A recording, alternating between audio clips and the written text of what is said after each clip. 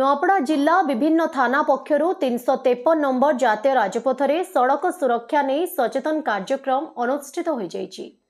Helmet पिंधिथिबा bike आरोही को गोलाप फूल दे थाना अधिकारी माने स्वागत करिसेंति। सड़क सुरक्षा सचेतन एवं सतर्कता अवलंबन द्वारा संभव अटे बोली अतिथि माने प्रकाश करिसेंति।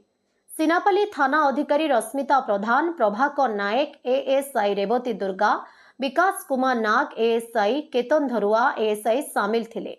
सेहीपरि खड़ियाल थाना अधिकारी दिलीप कुमार साहू, खरिया रोड थाना अधिकारी प्रदीप कुमार धरुआ एवं कोमना ठारे कोमना थाना अधिकारी जोगदे सचेतन करिसेंति। गतकाली खड़ियाल थाना गाड़ी चालक एक सड़क दुर्घटना रे नहीं निज डाहाण गोड़ हराइथिबा बेले दुर्घटना द्वारा परिवार विशेष रूपे प्रभावित होइछि। तेणु सचेतन द्वारा एही दुर्घटना को एड़ाई दिया जाई पारिबो बोली मत प्रकाश करथिले। हेलमेट पिंधिथिबा लगी आज सिनापाली पुलिस स्टेशन तरफ आईआईसी सिनापाली आसिक अवेयरनेस वे गोलाप फूल दौन हेलमेट पिंधिथिबा लोक आमे भी समस्ते निजे सतर्क होकर हेलमेट पिंधिक गाड़ी चलावार कथा।